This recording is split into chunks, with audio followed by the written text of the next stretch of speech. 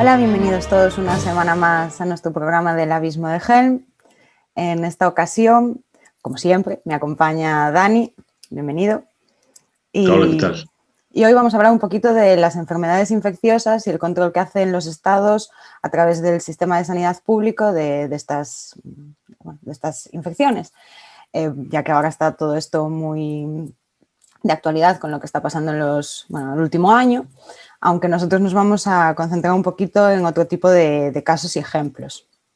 Pero bueno, lo primero es hablar un poco de lo que se decía o se estuvo diciendo en Estados Unidos ya desde hace bastantes meses, de que debido a este tipo de, que cuando llegan este tipo de infecciones los libertarios desaparecemos, ¿no? O no quedan libertarios cuando se dan este tipo de situaciones.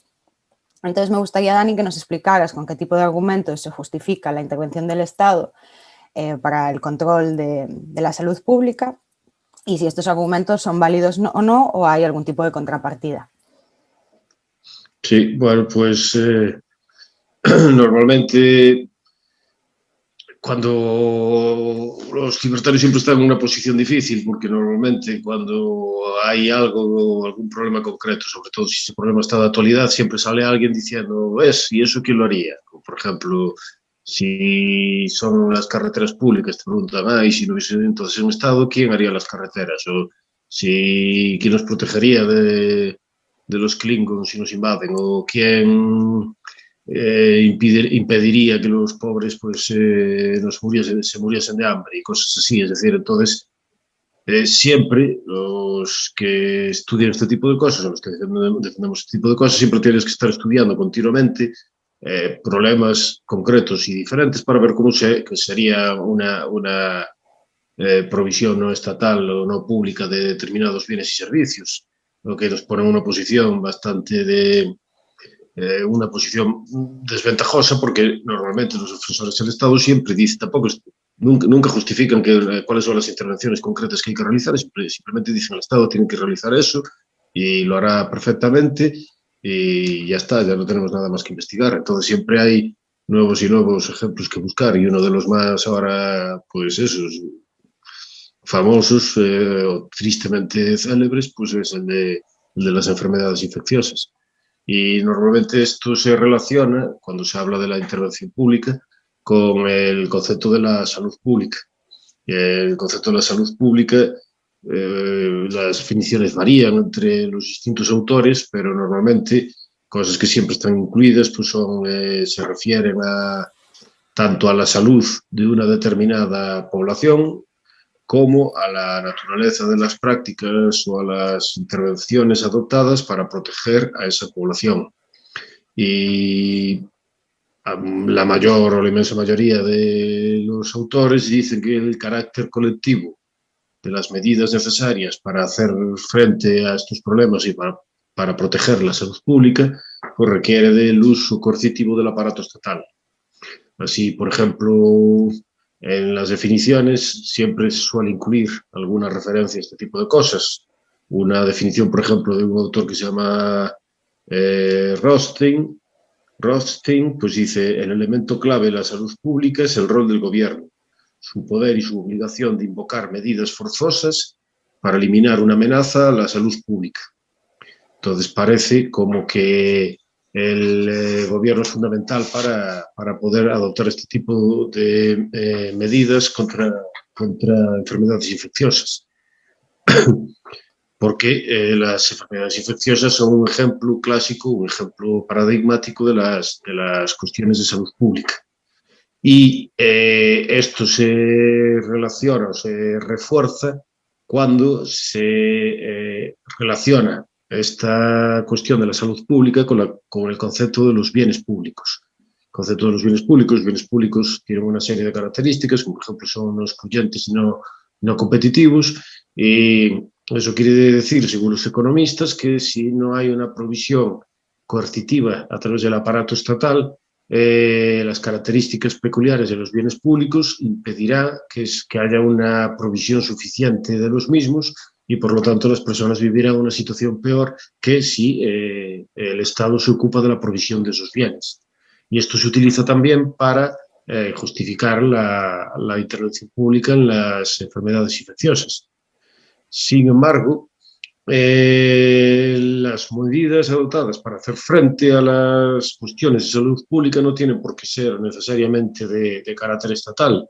Y esto lo reconocen también autores que son más o menos mainstream en el ámbito de la salud pública. Por ejemplo, Marcel Vermeij y Angus Dawson tienen un libro que se llama Ethics, Prevention and Public Health, pues citan ejemplos de distintos tipos de medidas y de intervención en la salud pública que no fueron públicas. O sea, que fueron bien de carácter puramente privado, de carácter comunitario, incluso de carácter internacional, lo que significa que no estaban protegidas o implementadas por un monopolio coercitivo de la fuerza de un determinado territorio. Entonces, por ejemplo, utilizan algunos ejemplos de programas de vacunación desarrollados en Holanda por sociedades voluntarias o mejoras sanitarias desarrolladas en el Reino Unido en el siglo XIX por compañías privadas de agua, o, por ejemplo, citan a la Organización Mundial de la Salud, que es una organización internacional. Entonces, al ser una organización internacional, pues no se puede decir que no se puede utilizar la justificación del aparato estatal como imprescindible para la provisión de sus bienes. Además que luego los conceptos el concepto de los bienes públicos tiene un montón de problemas que ya pusieron de manifiesto los autores de la escuela austríaca, entre otros.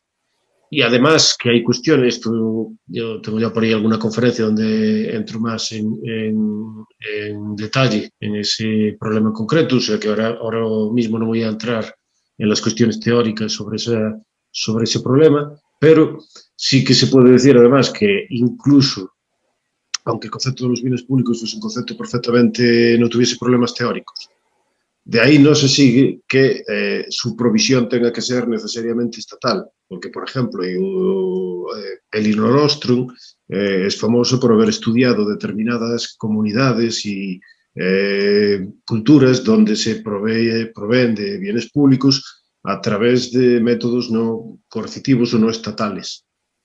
Son comunidades más pequeñas donde existe mayor conocimiento de las personas entre ellas, pero nadie nos dice que tengamos que vivir en grandes estados con millones y millones de personas, es decir, es por lo menos lógicamente posible la idea de que podamos organizarnos en comunidades más pequeñas y luego federarnos para conseguir otro tipo de cosas.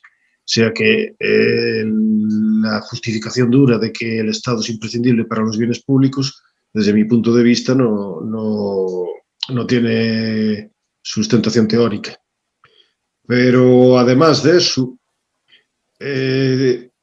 muchas de las medidas que ahora, por ejemplo, se dicen que son fundamentales para promover la salud pública en relación con las enfermedades infecciosas, no necesitan claramente de implementación estatal. Como, por ejemplo, muchas de las medidas que se hablan ahora tienen que ver con la mejora de la higiene, como, por ejemplo, lavarse las manos en estos casos concretos, en otros serían unas cosas más complicadas. Pero ahora, por ejemplo, lavarse las manos, o como por ejemplo el distanciamiento social o incluso las cuarentenas.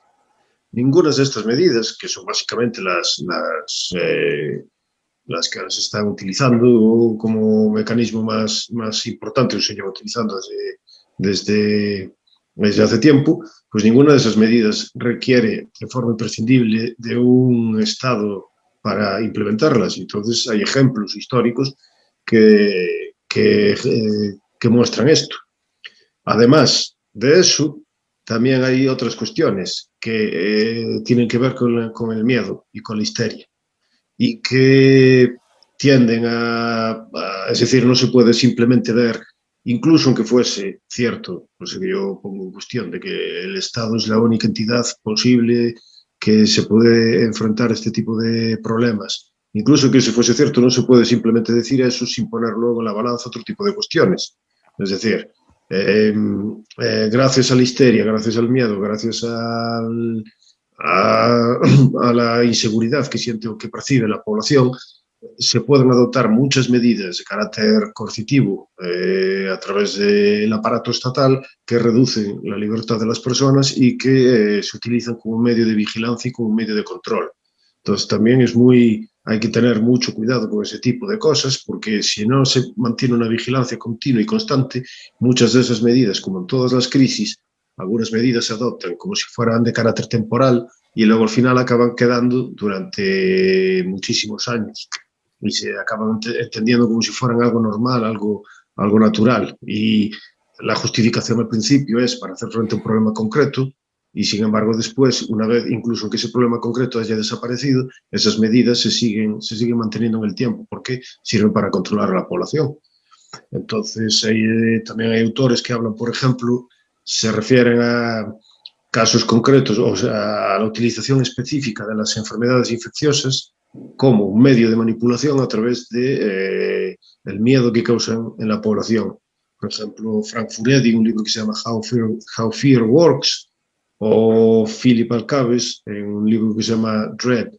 Y ambos utilizan, Philip Alcabes se refiere exclusivamente a enfermedades infecciosas, Furedi habla de otras cuestiones, pero todos estudian esos mecanismos de control basados en el miedo de la población y estar continuamente asustando o diciendo que tienes que estar en una situación de ansiedad perpetua, de ansiedad continua, porque eso precisamente te hace buscar a alguien que te vaya a dar seguridad. Puede hacer que busques a alguien que te dé seguridad y normalmente quien está ahí siempre pues son los aparatos estatales, independientemente de que luego funcionen bien, mal o regular.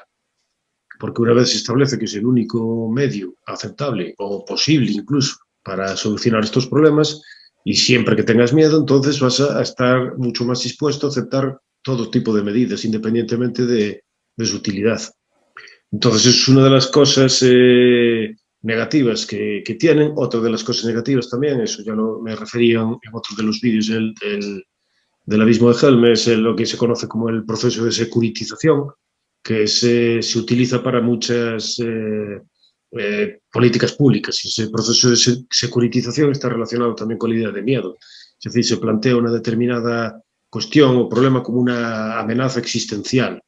Y esa amenaza existencial entonces requiere de medidas excepcionales. Y estas medidas excepcionales pues permiten adoptar o hacer cosas que serían imposibles de realizar en otra situación. Entonces, ahora vemos cómo hay una tendencia, una proliferación de estas situaciones de securitización, de que se plantean un montón de cuestiones de política pública como una amenaza catastrófica que plantea la necesidad de adoptar medidas muy urgentes. Se habla, por ejemplo, siempre lo del cambio climático, por ejemplo, y la contaminación, pero también cuestiones relacionadas con la economía o cuestiones relacionadas con la inmigración o cosas parecidas. Entonces, este proceso de securitización también se puede comprobar que se está realizando con lo de las enfermedades infecciosas. De hecho, fue así más o menos como se originó el sistema internacional de vigilancia y detección de las enfermedades infecciosas. Porque antes, a principios durante el siglo XIX, principios del siglo XX, cada estado tenía como una lista cerrada de enfermedades infecciosas que protegía de forma independiente. Sin embargo, posteriormente se desarrolló el concepto de enfermedades infecciosas emergentes, que es aquellas enfermedades infecciosas recientemente conocidas y que pueden tener un impacto muy, muy terrible. Y entonces se modificó el sistema de vigilancia frente a las enfermedades infecciosas y se desarrolló el Sistema Internacional de Vigilancia, en el que los estados se organizan y de forma internacional y utilizan también la Organización Mundial de la Salud para hacer frente a las amenazas antes de que se convierta en una catástrofe global. Entonces, los estados occidentales, como a partir sobre todo desde 1990, consideraban que estas enfermedades planteaban una amenaza potencial a sus intereses, llevó a que incrementara sus esfuerzos de vigilancia y de respuesta. Y el sistema organizado tampoco parece ser que sea muy eficiente, entre otras cosas, porque esto no es que sea algo relativamente reciente, lleva como mínimo 30 años en existencia. Y sin embargo, los autores que analizan cómo funcionó este sistema desde su origen tienen una opinión bastante pobre del mismo, entre otras cosas porque los diferentes estados occidentales plantean sus intereses de una forma, plantean la vigilancia de las enfermedades infecciosas desde su punto de vista, de tal forma que los países no occidentales, los países del tercer mundo, por ejemplo, los países más pobres, tienen pocos incentivos porque les obliga a desviar recursos de la asistencia sanitaria, que en esas circunstancias en esos países es más importante, hacia la vigilancia de las enfermedades infecciosas. Y además los países tienden a reaccionar de forma desproporcionada y histérica cuando se producen este tipo de cuestiones. Los sistemas de vigilancia tienden a fracasar. Hay algunas enfermedades que se sobreestiman y se plantea la amenaza como mucho más importante de lo que es, y otras, al contrario, se tienden a dejar como si no fueran importantes, y las respuestas propiamente dichas son descoordinadas en general, o sea que este sistema pues no funcionó de una forma que se diga muy eficientemente. Y esto quiere decir que la justificación esa de que los estados pues son imprescindibles, pues tampoco se ve que los sistemas articulados de forma estatal, tanto de forma individual, cada estado en particular, como de forma internacional, tampoco tienen una carrera especialmente gloriosa. Pues está muy bien entenderlo desde la perspectiva teórica, ¿no? Y saber que los argumentos que nos acabas de dar, pero como siempre también suele ser más fácil para mucha gente verlo a través de algún ejemplo práctico. Entonces me gustaría saber si nos lo puedes explicar a través de algún ejemplo, si hay alguno que sirva para reflejar este tipo de cosas y poder entenderlo un poquito mejor viéndolo en la práctica. Sí, pues un ejemplo que se puede utilizar, desgraciadamente ahora también se puede estar en cierta actualidad, aunque no sé si se le dará mucha repercusión mediática, es que, bueno, en algunos países africanos aparecieron algunos contagiados con el virus del ébola. Y la epidemia más importante que hubo relacionada con esta enfermedad fue la que afectó en el 2014, desde el 2014 hasta el 2016, a varios países africanos, a Guinea, Liberia y Sierra Leona. Y esta epidemia es bastante significativa porque plantea determinadas dudas sobre la supuesta justificación de que únicamente un Estado monopolizador pues, puede producir determinados bienes y servicios. Si fuese que sea el único que puede hacer frente a este tipo de amenazas. Porque, por un lado, la enfermedad o sea, la epidemia de ébola fue del 2014-2016, fue la más grave de la historia. Se planteaba, las proyecciones o las estimaciones iniciales planteaban que llegaría a haber 1 millón de afectados. Y recordemos que el ébola es una enfermedad tremendamente letal. Es decir, la letalidad que existe es prácticamente el 50%, o está cercana al 50%, es decir, como tirar una moneda al aire, que si te enfermas, pues tienes la mitad de posibilidades de sobrevivir. Y sin embargo, estamos hablando además de que se produjo en países que pues, no tienen tantos recursos económicos, o más bien países pobres o países con gobiernos además muy corruptos y con sistemas sanitarios bastante deficientes.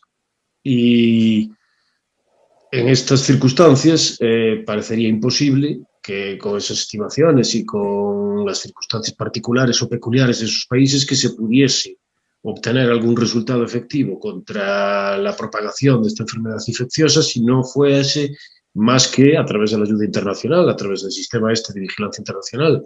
Sin embargo, la mayor parte de los analistas consideran que el sistema internacional de vigilancia en las enfermedades infecciosas y de apoyo y de ayuda pues fracasó de forma estrepitosa en el caso del ébola.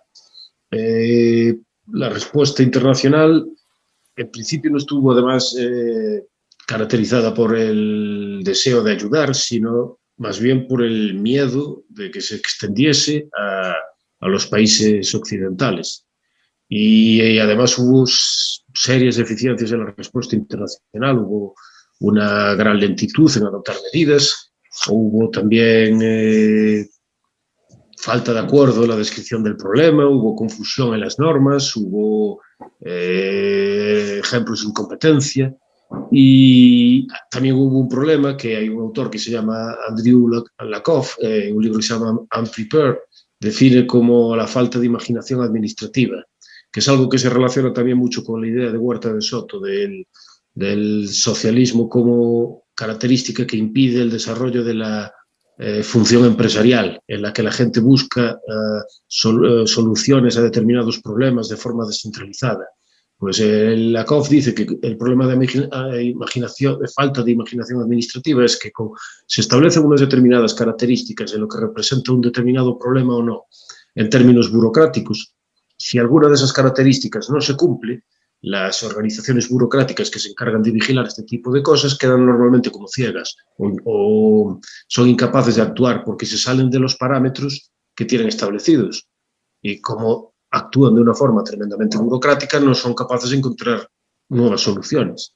Que esto es un problema que existe también actualmente en lo relativo a encontrar soluciones a problemas relacionados con las enfermedades infecciosas, porque al establecer que únicamente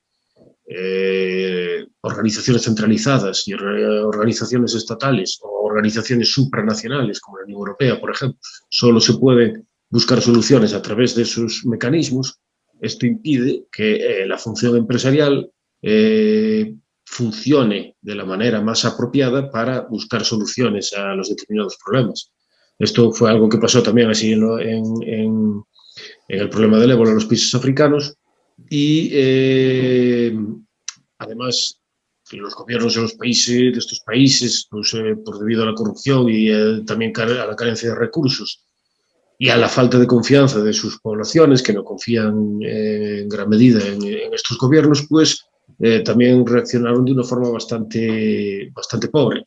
Entonces, ante el fracaso tanto del sistema internacional de vigilancia y el colapso de los sistemas sanitarios nacionales, las comunidades locales no quedaron sentadas o se quedaron estáticas o reaccionaron de forma pasiva, porque esto es lo que parece que es una tendencia que hay sobre todo en los tecnócratas y en los burócratas o en los organizadores, planificadores intelectuales.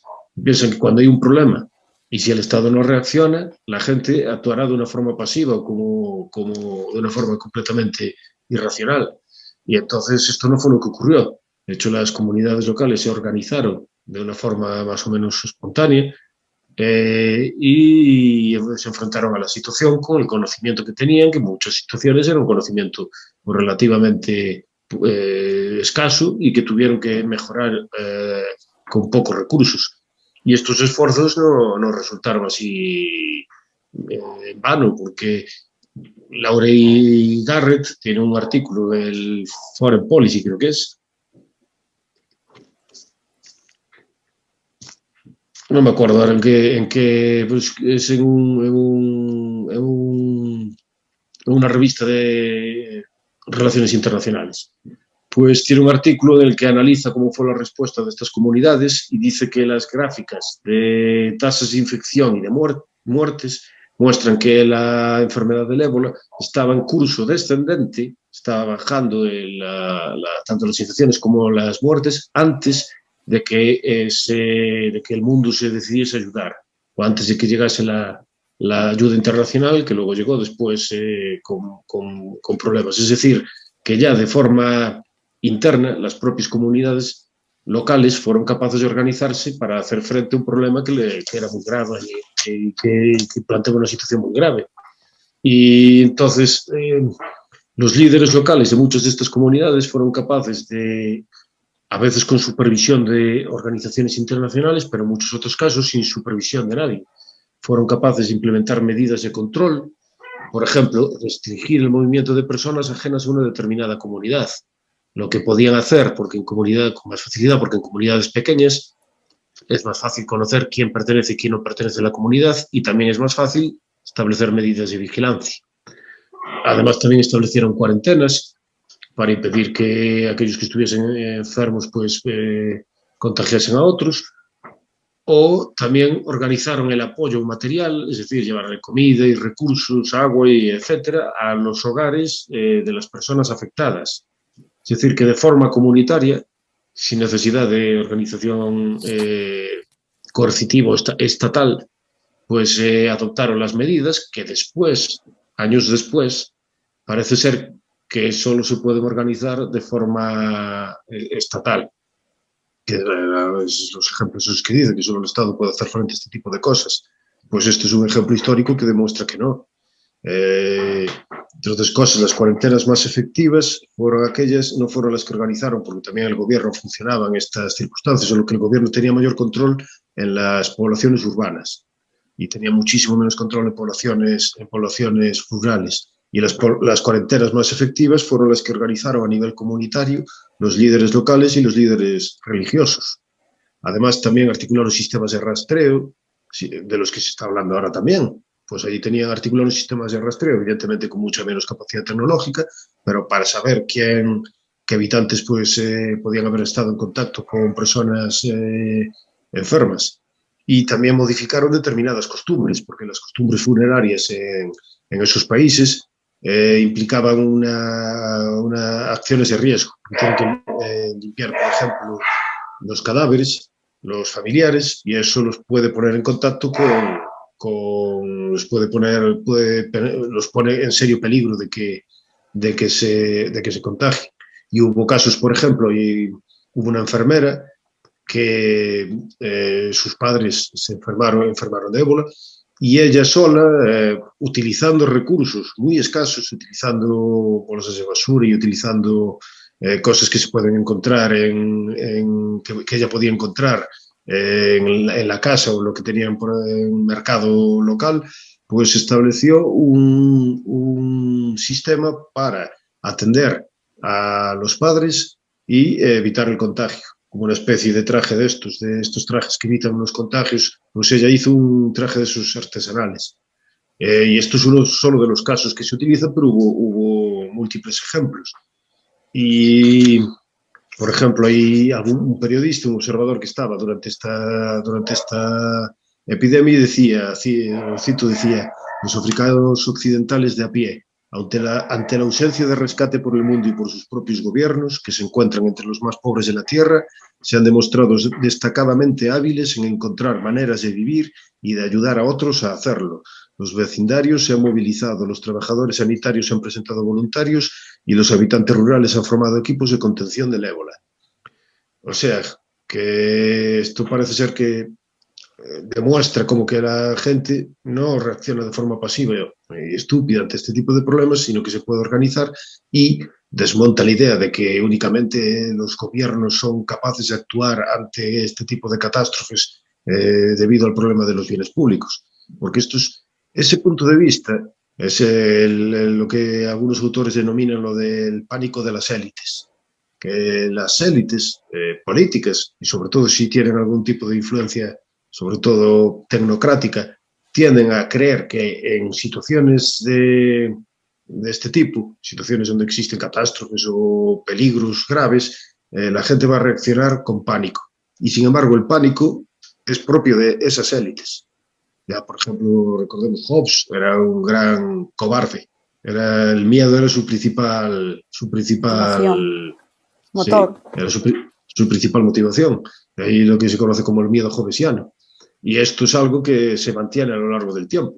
Y lo que esto se conoce como el pánico de las élites, hay múltiples ejemplos, como el libro también que ya cité en otra ocasión, que se llama A Paradise Built in Hell, donde el autor cita muchos ejemplos donde entre estas situaciones de catástrofes hay organización de las comunidades para hacer frente a esos problemas que supuestamente solo puede encargarse de resolver las autoridades estatales. Y, por ejemplo, en el caso del Prestige lo podemos ver, el caso cuando el petrolero que se fue a pique frente a las costas gallegas.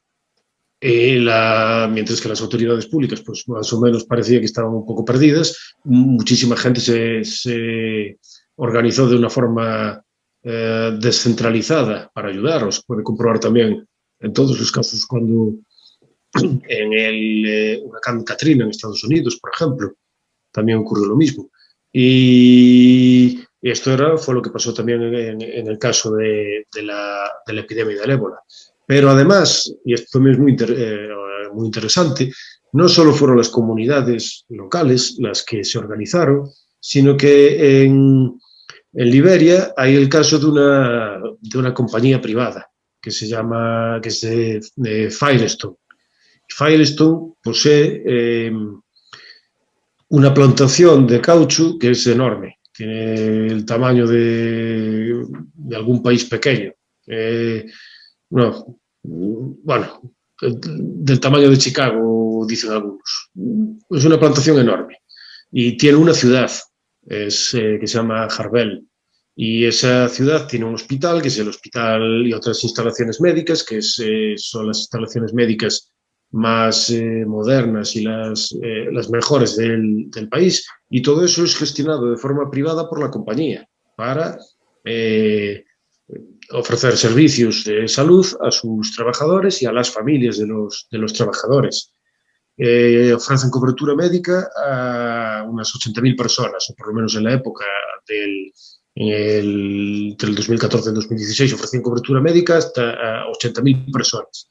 Y cuando apareció el primer contagio en esa zona, Firestone estableció una unidad de tratamiento y empezaron también a implementar y adoptar medidas para aislar a los enfermos y para tratarlos. Y además empezaron a educar a la población sobre cosas de riesgo, sobre cómo funcionaba la enfermedad, y también adoptaron medidas para reintegrar a los que se curaban a la comunidad, es decir, para evitar que el miedo de que aquellos que estuviesen enfermos y que la gente no quisiese relacionarse con ellos, pues hicieron determinadas medidas, como por ejemplo hacían como una especie de fiesta en la que presentaban a la persona que se curaba para que la gente viese que estaba perfectamente y para que se reintegrase en la comunidad.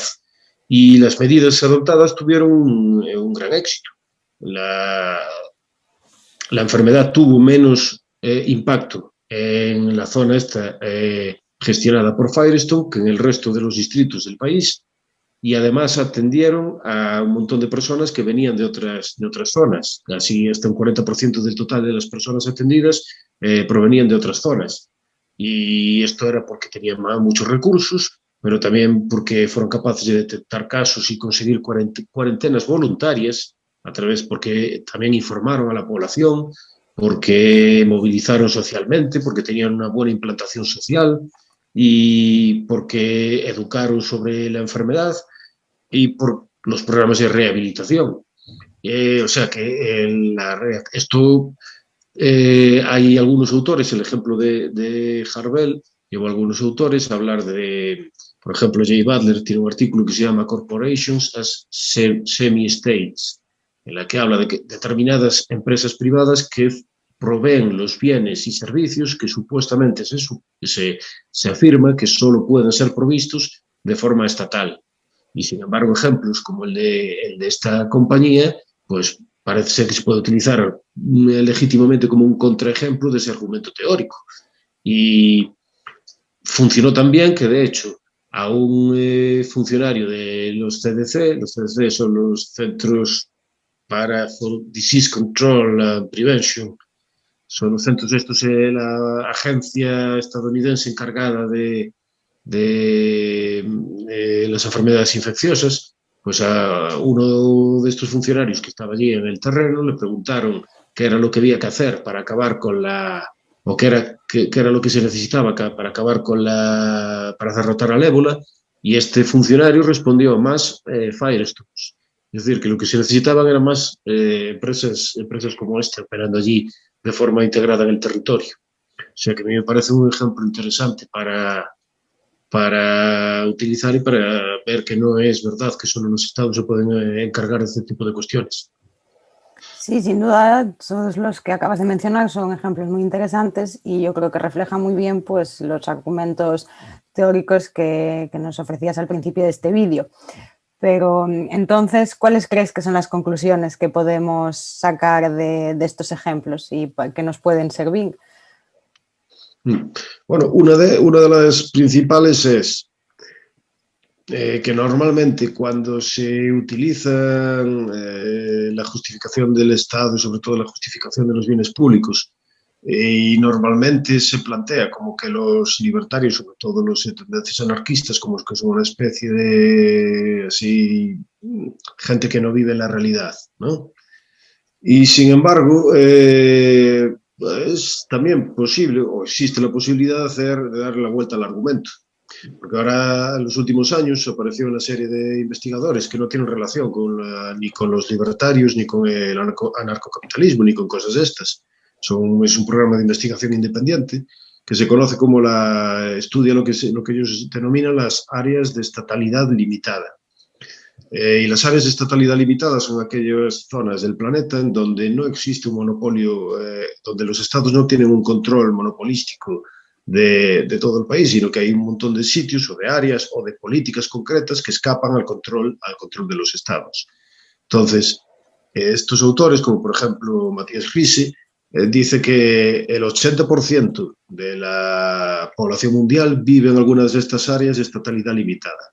¿Qué quiere decir esto? Que empíricamente aquellos que hablan de los estados como si fuesen una organización perfectamente forjada con un monopolio completo sobre determinados bienes y servicios y un control perfecto sobre su territorio, realmente están teniendo un punto de vista muy concreto sobre determinados países, como por ejemplo determinados países occidentales, pero la mayor parte de la población de la Tierra vive, según estos autores, en esas zonas de estatalidad limitada. Es decir, no existen todos esos estados perfectos en toda la zona del planeta y, sin embargo, también se ven forzados, también tienen que buscar maneras de obtener bienes y servicios y hacer frente a determinados problemas. Esto quiere decir que la idea de que solo, o sea, de que es imposible, de que es lógicamente imposible que se proveen determinados bienes y servicios. Si no tienes el Estado, es una idea que no es correcta. Otra cosa sería determinar o discutir si el Estado provee mejor de esos bienes y servicios que otros. Pero desde luego lo que es totalmente falso es decir que solo el Estado puede hacer eso, que es lo que se suele decir. Hay algunos que suelen decir eso, que solo si no tienes eso, entonces no tendríamos absolutamente ningún tipo de bienes y servicios. Y esto se puede relacionar con el ejemplo de estos países africanos también en relación con lo de la posibilidad de los sistemas policéntricos, que es algo que defienden también muchos partidarios bueno, austrolibertarios.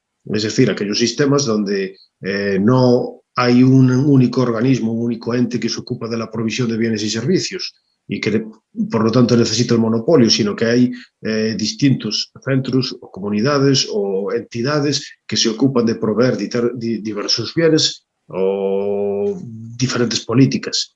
Y creo que el estudio de este tipo de cuestiones es muy importante porque en términos históricos, primero, sirve como contraejemplo a los argumentos más fuertes sobre la inevitabilidad del Estado como proveedor de bienes y servicios y también provee de ejemplos prácticos para refutar o rechazar ese tipo de afirmaciones. Entonces me parece, aparte de que siempre es interesante estudiarlo por sí mismo, o sea que a mí me parece que es algo que también se debe trabajar y que es importante investigar. Sin duda. Bueno, pues entonces hasta aquí llegaríamos con el programa de hoy.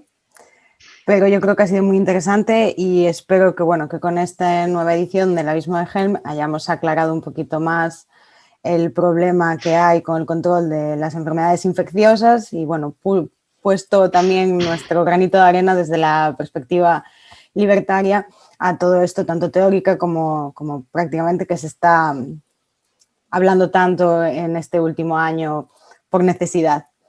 Y sin más, bueno, pues una semana más despedirnos, agradeceros vuestro apoyo y como siempre animaros a suscribiros, darle like, dejarnos vuestros comentarios. Siempre podéis también decirnos de qué os gustaría que siguiésemos hablando en estos programas. Y nada, despedirnos hasta la semana que viene. Muchas gracias a todos. Hasta luego.